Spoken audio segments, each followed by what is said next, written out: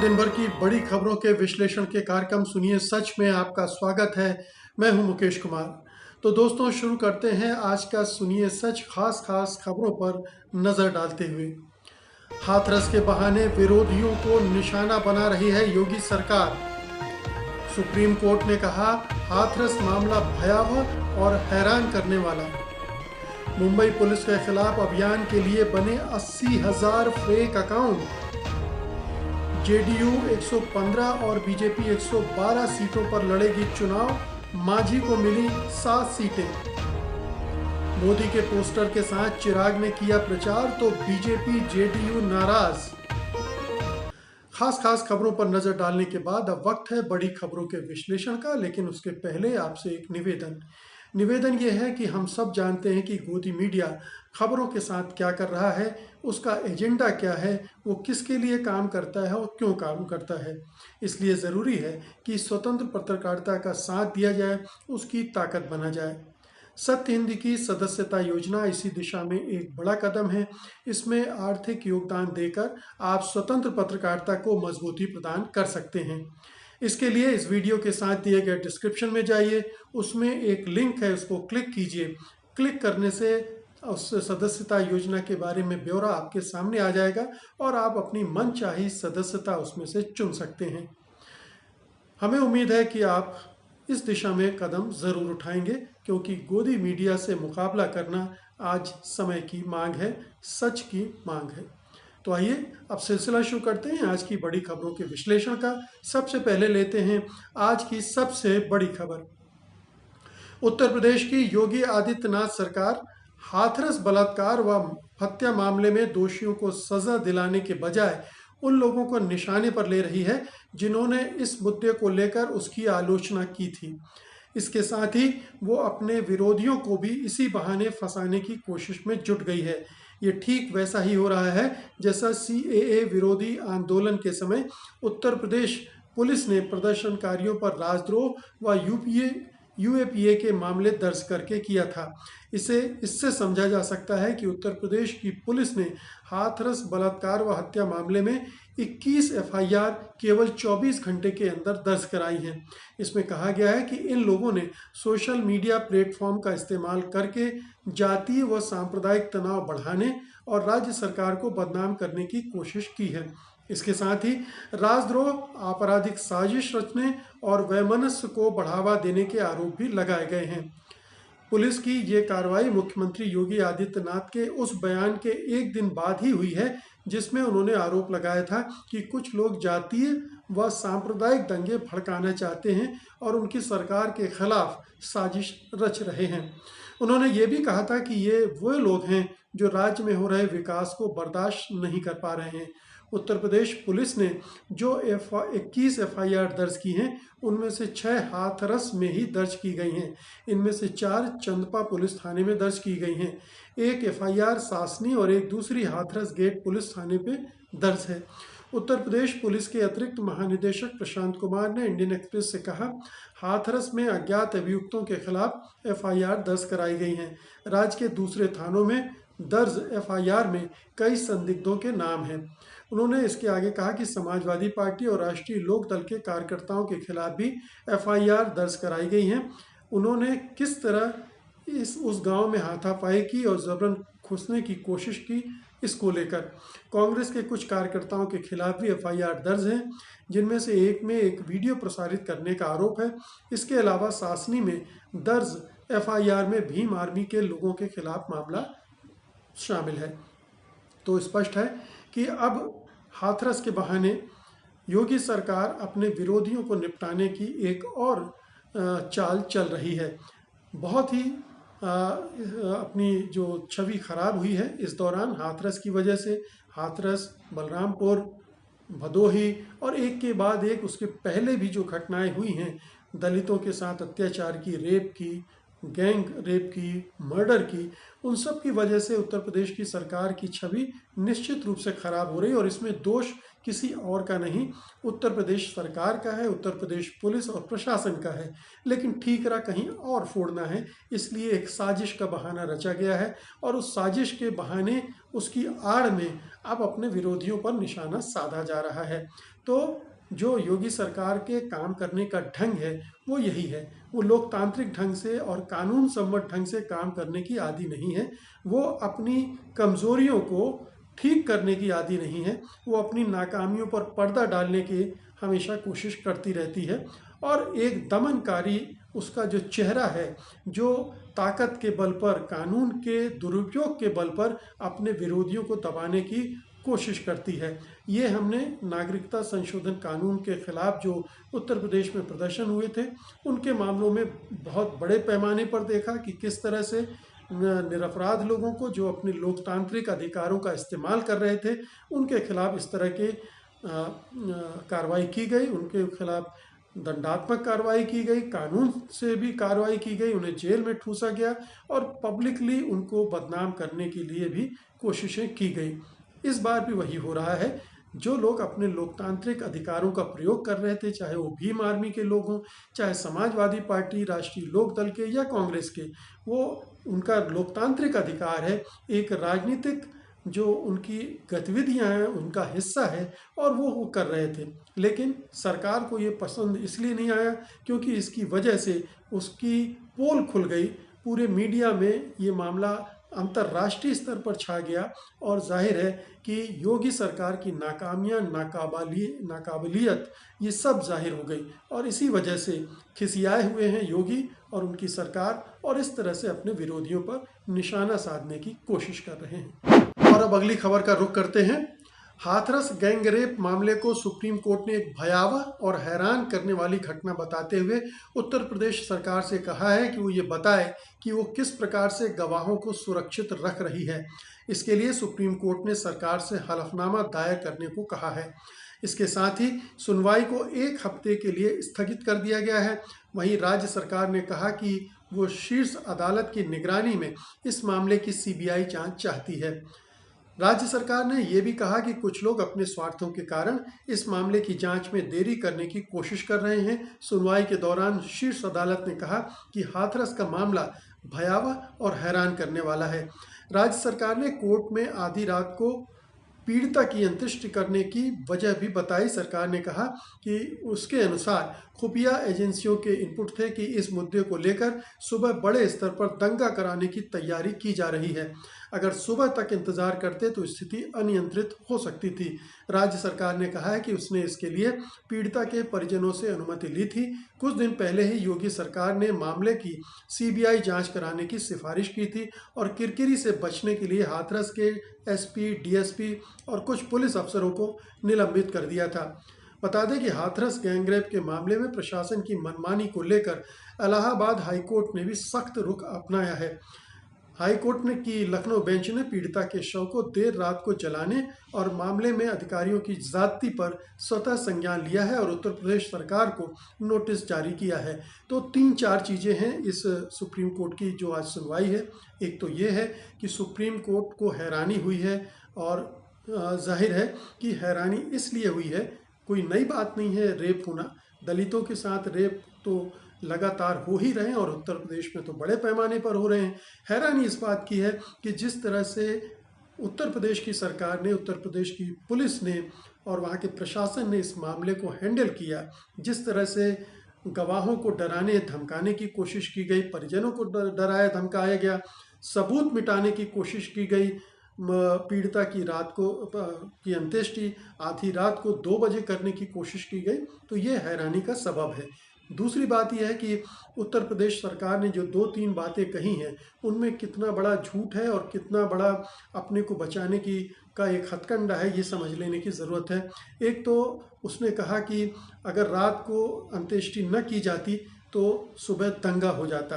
अब ये चीज़ों को बढ़ा चढ़ाकर दिखाने की कोशिश है, अपनी भूल को, अपनी गलती को जस्टिफाई करने की कोशिश की है कि उसकी वो कार्रवाई सही थी, जबकि ऐसे कहीं से भी कोई हालात नहीं थे कि कोई दंगा होने वाला था। वहाँ कोई दंगे का कोई संकेत भी नहीं था। तो ये एक अपनी गलती को छुपाने के लिए बहुत बड़ा झूठ उत्तर प्रदेश की सरकार ने अदालत के सामने बोला है। तीसरी बात ये है कि उसने कहा कि हम सीबीआई की जांच करवाना चाहते हैं शीर्ष अदालत के जो कोई जज है उसकी देखरेख में। सीबीआई की जो भूमिका रही है, सीबीआई की जो विश्वसनीयता है, उसको लेकर बड़े भारी संदेह हैं। और चूंकि राज्य सरकार ने इस तरह से काम किया है, राज्य की पुलिस ने इस तरह से काम किया, इसलिए वो संदेह और बढ़ जाते हैं। राज्य सरकार ने पीड़ित परिवार के परिजनों का, पीड़िता के परिजनों का डीएनए टेस्ट कर, माफ़ कीजिएगा, नार्को टेस्ट करवाने की बात कही थी। और जिस तरह से उसने जो रिपोर्ट, पोस्टमार्टम की रिपोर्ट को इधर उधर करने की कोशिश की, उससे लगता है कि वो सबूतों के साथ छेड़छाड़ कर रही है, परिजनों को धमका रही है। ऐसे में सीबीआई तो वही करेगी जो उत्तर प्रदेश और केंद्र सरकार के निर्देश होंगे, और वो इतनी बायस्ड है कि उससे उम्मीद नहीं की जा सकती। इसीलिए परिजनों ने मांग की है कि ये न्यायिक जांच हो और सुप्रीम कोर्ट के सिटिंग या रिटायर्ड जज की देखरेख में हो। तो ये दोनों मोर्चों पर सरकार अपनी स्थिति को मजबूत करने के लिए शीर्ष अदालत में झूठ बोल रही है। और जाहिर है कि आने वाले दिनों में जब इलाहाबाद हाई कोर्ट में भी सुनवाई होगी तो उसके बहुत सारे झूठों का पर्दाफाश होगा। अगली खबर लेते हैं। मुंबई पुलिस ने दावा किया है कि सुशांत की मौत पर फर्जी खबरें प्रसारित करने के लिए 80,000 से ज़्यादा फेक सोशल मीडिया अकाउंट खोले गए थे। मुंबई पुलिस कमिश्नर परमवीर सिंह ने बताया कि इन फर्जी अकाउंट्स के जरिए मुंबई पुलिस और महाराष्ट्र सरकार को बदनाम करने की कोशिश की गई। उन्होंने साइबर सेल से इस मामले की जांच करने और दोषियों पर आईटी एक्ट के तहत केस दर्ज करने का आदेश दिया है। साइबर यूनिट ने एक रिपोर्ट बनाई है जिसमें कहा गया है कि सोशल मीडिया के प्लेटफॉर्म पर इटली, जापान, फ्रांस, रोमानिया, तुर्की, थाईलैंड, इंडोनेशिया, पोलैंड और स्लोवेनिया जैसे देशों से पोस्ट किए गए हैं। मुंबई के पुलिस कमिश्नर परमवीर सिंह ने बताया कि इस तरह के कैंपेन से हमारे मनोबल को कमज़ोर करने की कोशिश की गई। ये सब उस वक्त किया गया जब कोरोना वायरस के चलते हमारे 84 पुलिसकर्मियों की मौत हो गई थी और करीब 6,000 से ज़्यादा जवान कोरोना संक्रमित थे। ये कैंपेन जानबूझकर चलाया गया जिससे मुंबई पुलिस की छवि को धूमिल किया जा सके और जांच की दिशा को भटकाया जा सके। सोशल मीडिया पर कई फर्जी अकाउंट्स बनाए गए थे जिनमें मुंबई पुलिस के लिए असभ्य भाषा का इस्तेमाल किया गया। हमारा साइबर सेल विस्तार से जांच कर रहा है। जो भी कानून के उल्लंघन का दोषी पाया जाएगा उस पर आईटी एक्ट के तहत कार्रवाई की जाएगी। तो सुशांत सिंह राजपूत की जो रिपोर्ट आ गई है, फाइनली रिपोर्ट एम्स ने दे दी है कि उन्होंने आत्महत्या की थी और हत्या के कोई प्रमाण नहीं मिले हैं।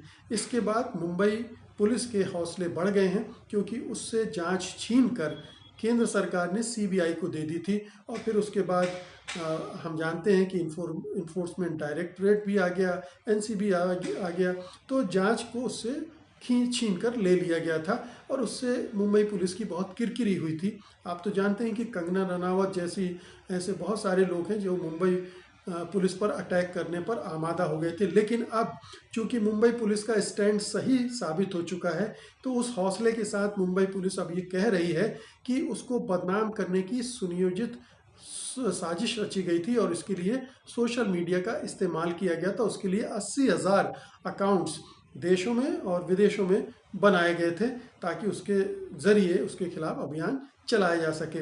अब ये अभियान जो है ये किसके द्वारा प्रेरित था, किसके द्वारा इसको फंड किया गया था, इसके पीछे कौन सी ताकतें हो सकती हैं, ये समझना कोई बहुत मुश्किल काम नहीं है, रॉकेट साइंस नहीं है इसमें। हम सब जानते हैं कि कौन सी राजनीतिक विचारधारा, कौन सा राजनीतिक दल, कौन सी सरकार, मीडिया का कौन सा हिस्सा इस सब अभियान में शामिल था ताकि मुंबई पुलिस को बदनाम करके मामला सीबीआई को मिले और बिहार चुनाव में उसका फ़ायदा उठाया जा सके और महाराष्ट्र की सरकार को अस्थिर किया जा सके उसे बदनाम करके।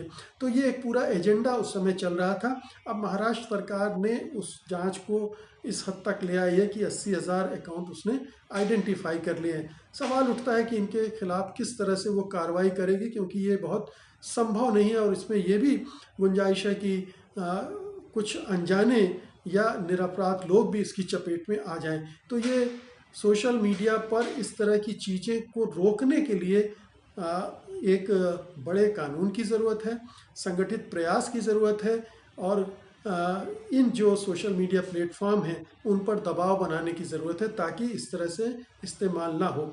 लेकिन मुंबई पुलिस निश्चित रूप से इस सुशांत राजपूत वाले कांड में जिस तरह से साफ सुथरी होकर निकली है, जो उसका स्टैंड सही पाया गया है, इससे उसके हौसले बढ़े हैं और उसे अब आगे बढ़कर इनको एक्सपोज करने के लिए निश्चित रूप से काम करना चाहिए, जो उसके खिलाफ काम कर रहे थे, लेकिन उसे अपनी हद भी क्रॉस नहीं करना चाहिए जिससे ये लगे कि वो अब किसी को टारगेट कर रही है, किसी को निशाना बना रही है। अगली खबर लेते हैं। बिहार विधानसभा चुनाव के लिए एनडीए में सीटों का बंटवारा हो गया है। 243 सीटों वाली बिहार विधानसभा में से 122 जेडीयू को मिली हैं। हालांकि इसमें से वो 7 सीटें जीतन राम मांझी को देगी, यानी 115 सीटों पर जेडीयू चुनाव लड़ेगी। दूसरी तरफ बीजेपी 121 सीटों पर चुनाव लड़ेगी, जिसमें से माना जा रहा है कि 9 सीटें वो विकासशील इंसान पार्टी यानी वीआईपी को देगी। क्योंकि अभी वीआईपी से बातचीत अभी चल ही रही है, इसलिए ज़रा ये सीटों का गणित स्पष्ट होने में थोड़ा सा वक्त लगेगा, लेकिन अनुमान है कि 9 सीटें से दी जाएंगी। इससे पहले बीजेपी और जेडीयू ने 2010 का विधानसभा चुनाव साथ लड़ा था। तब जेडीयू 141 और बीजेपी 102 सीटों पर अपने उम्मीदवार दोनों ने उतारे थे। इस चुनाव में जेडीयू ने 115 तो बीजेपी ने 91 सीटों पर जीत हासिल की थी। गौरतलब है कि राज्य में 28 अक्टूबर से शुरू होने वाले चुनाव में एनडीए का मुकाबला तेजस्वी के नेतृत्व में चुनाव लड़ने वाले महागठबंधन से है। महागठबंधन में आरजेडी 144 सीटों पर चुनाव लड़ रही है, कांग्रेस 70 और जो वामपंथी दल हैं वो 29 सीटों पर चुनाव लड़ेंगी। आरजेडी, कांग्रेस, सीपीआई माले, सीपीआई, सीपीएम महागठबंधन का हिस्सा है। तो सीटों का बंटवारा हो गया है, लेकिन खास बात इसमें देखने वाली ये है कि बीजेपी और जेडीयू की सीटों में बहुत ज़्यादा अंतर नहीं है।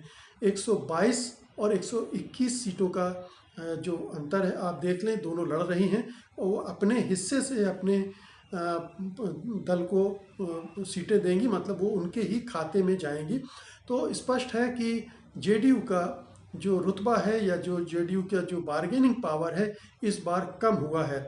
और अगर किसी तरह से बीजेपी जेडीयू से ज़्यादा सीटें जीतती है, 10-15 सीटों का अंतर आ जाता है, तो नीतीश कुमार का पलड़ा भी कमज़ोर होगा, जेडीयू का पलड़ा भी कमज़ोर होगा और जाहिर है कि चुनाव बाद स्थितियां फिर पलट सकती हैं।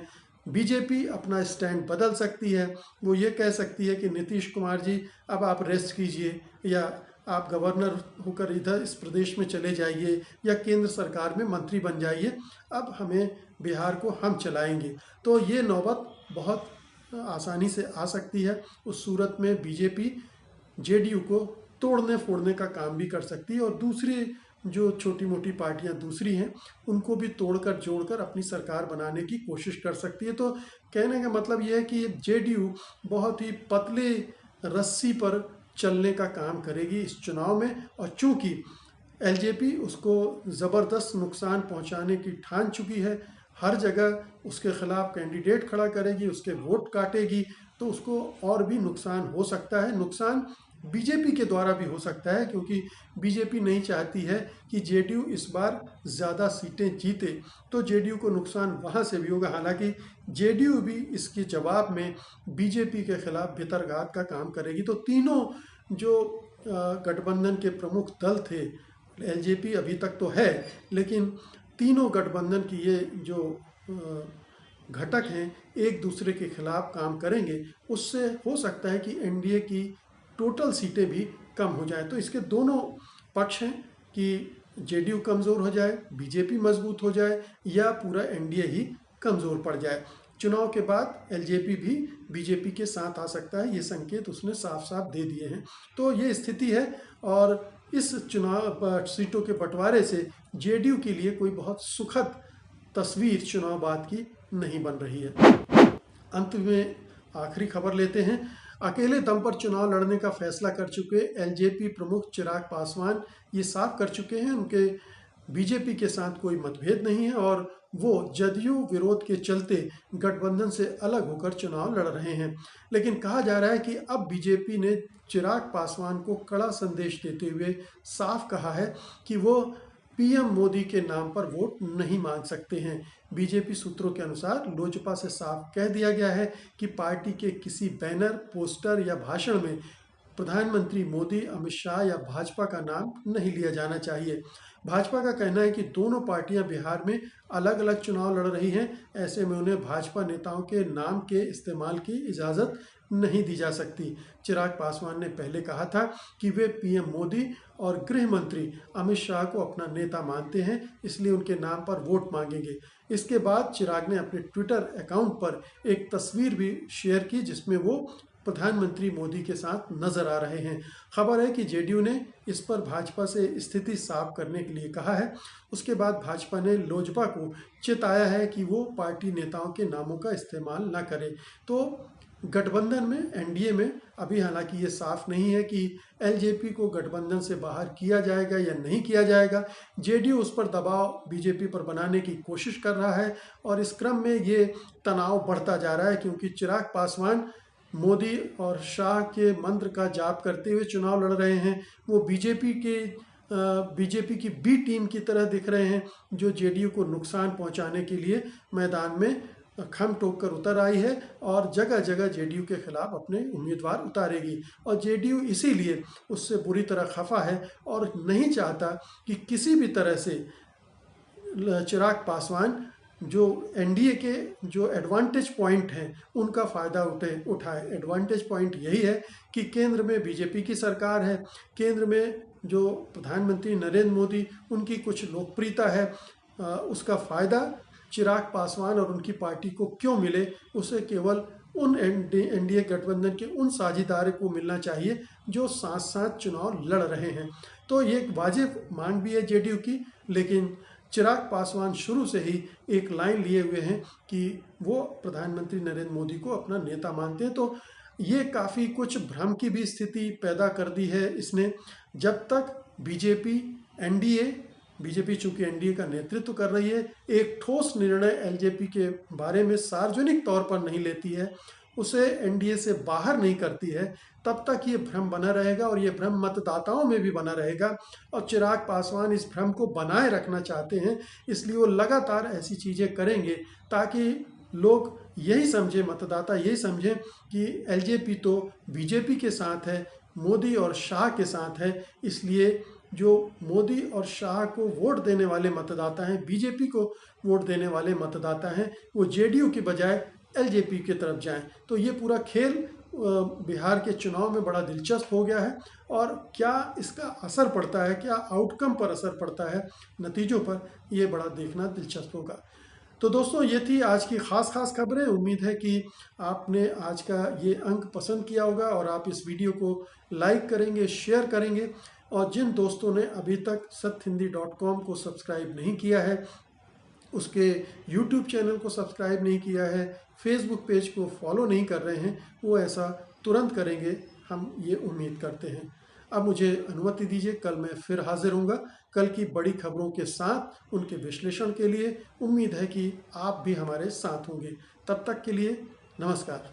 सत्य हिंदी के और वीडियोस को देखने के लिए हमारे YouTube चैनल को सब्सक्राइब करें और सीधे नोटिफिकेशन पाने के लिए बेल आइकन दबाएं।